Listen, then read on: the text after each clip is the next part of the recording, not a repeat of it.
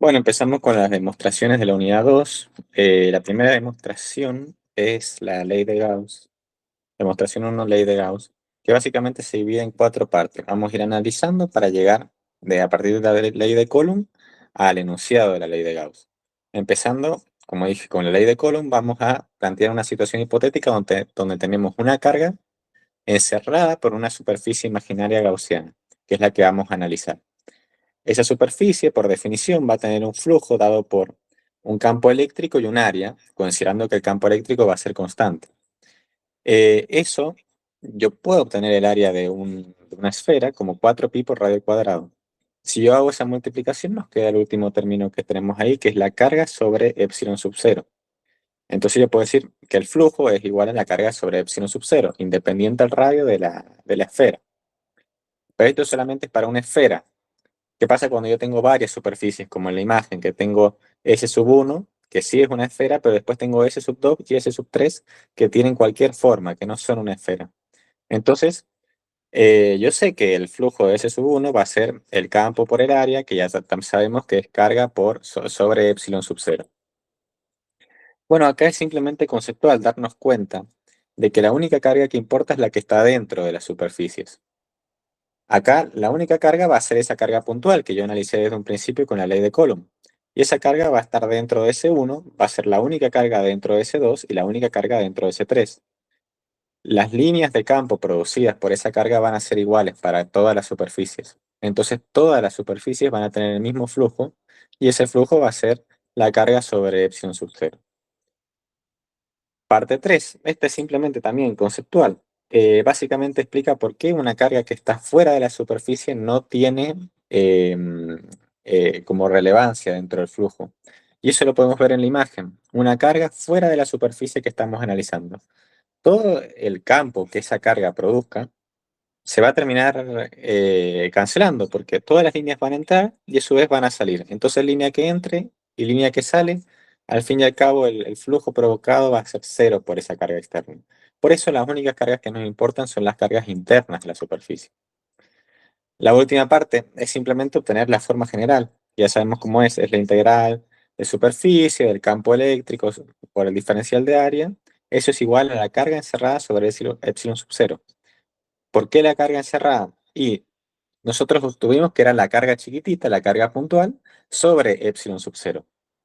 Si yo, por el principio de superposición, sumo todas las cargas, porque yo puedo tener una superficie con una infinidad, no infinidad, pero una cantidad enorme de cargas, si yo todas esas cargas las sumo, yo voy a obtener efectivamente la carga encerrada dentro de la superficie.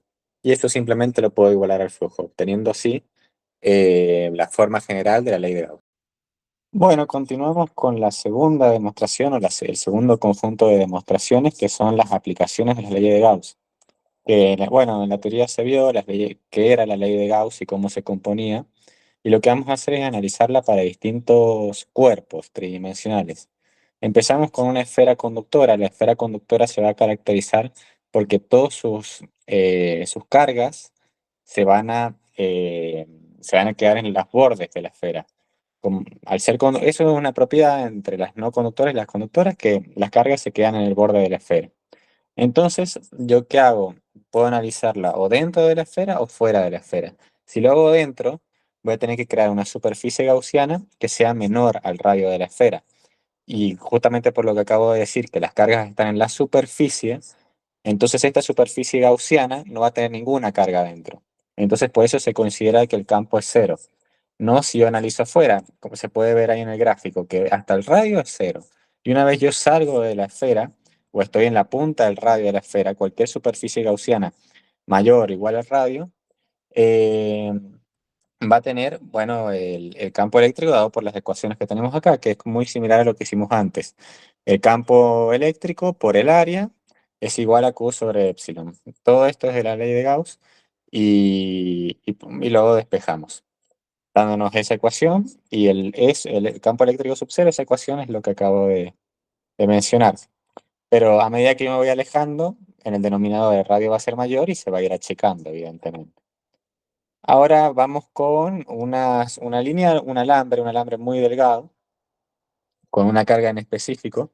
En este caso, bueno, ya se hace de forma muy similar, nada más que esta vez la superficie gaussiana que vamos a tomar va a ser un cilindro. En este cilindro, las líneas del campo eléctrico solamente van a penetrar como la parte del costado del cilindro. Las dos caras circulares no tienen ningún efecto. Entonces yo voy a poder expresar el área de mi superficie gaussiana como 2pi por r por L. Eso va a estar igualado a lambda por L. ¿Dónde sale lambda por L? Es igual a la carga. Desde la definición de densidad lineal, yo despejo carga, que es la que va a ser la carga encerrada, y obtengo eso. Luego las L se me van a cancelar, despejo y obtengo finalmente la ecuación.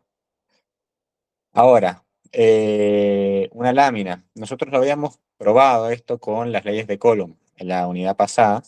Ahora se hace de una forma mucho más simple con la ley de Gauss, sin necesidad de integrar. Había una integral que era medio complicada. Acá lo que se hace es analizar cómo yo tengo las líneas del campo eléctrico van a ser salientes ambas, pero salientes hacia un lado, hacia el otro. Tienen sentido contrario, pero lo que importa es que ambas son salientes de la superficie gaussiana. Entonces es como si yo tuviera el doble, es como que las únicas caras que realmente influyen dentro de la superficie son los círculos. Antes eran la parte del costado, ahora es los círculos lo que influye. Entonces, si yo considero que uno de esos círculos tiene un área A, entonces puedo expresar como que el área total va a ser 2A. De ahí sale el 2EA, que es el de la ley de Gauss.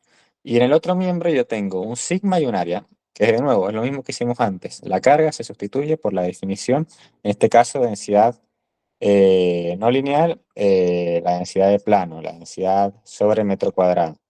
Ahí simplemente despejo y obtengo la misma ecuación que habíamos obtenido antes en la unidad pasada, de una forma mucho más fácil.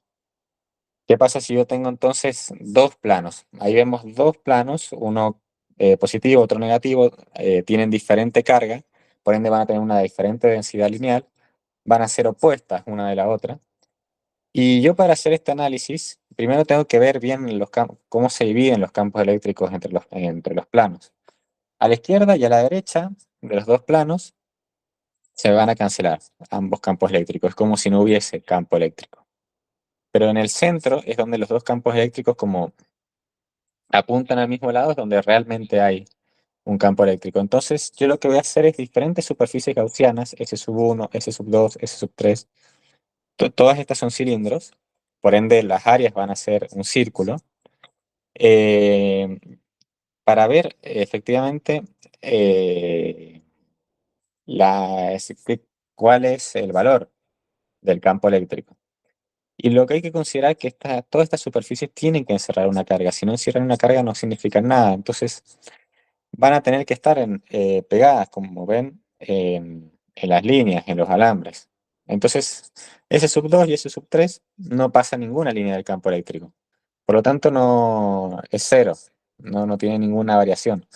Pero ese sub 1 y ese sub 2 en las dos podemos ver cómo tiene las líneas del campo eléctrico que, bueno, entran y salen respectivamente, pero solamente por una de las caras, porque la otra de las caras está incluida dentro del alambre.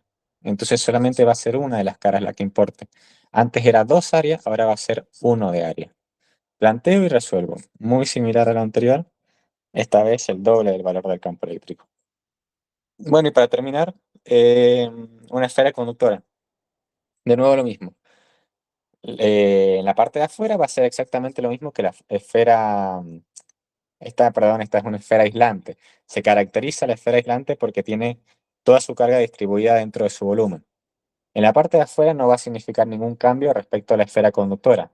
Lo interesante es adentro, que al tener todas las cargas distribuidas a lo largo de su volumen, entonces yo lo que puedo hacer es hacer lo que hice antes, una superficie gaussiana menor al radio de la esfera.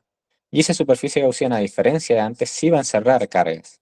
Y como va a encerrar cargas, yo tengo que saber, sé que hay flujo, porque si hay cargas adentro va a haber un flujo. Entonces es medio complicado plantearlo al principio, pero lo que vamos a hacer es centrarnos en la carga encerrada por esta superficie gaussiana. Nosotros sabemos que va a ser, por definición, el volumen encerrado por ρ. Rho es una constante, es la constante que se comparte a lo largo de toda la esfera que estamos analizando. Entonces ese Rho va a ser simplemente la carga de la esfera, que yo le digo Q, sobre el volumen de la esfera. Ambas constantes no cambian nada ahí. El volumen encerrado va a referirse al volumen de la superficie gaussiana, no de la esfera. 4/3 pi por radio chiquito. Radio chiquito es el volumen de la superficie gaussiana más pequeña que estamos analizando para encontrar el campo eléctrico adentro de la esfera. Finalmente eso yo lo puedo sustituir directamente en la ley de Gauss. Entonces me va a quedar el miembro derecho de esa forma. El miembro izquierdo lo voy a sustituir el área por el área de la superficie gaussiana. Se me van a cancelar los radios, me va a quedar un solo radio, paso dividiendo y me queda finalmente la ecuación que tenemos acá. Es una forma mucho más simple de poder calcular los campos eléctricos de ciertas superficies tridimensionales.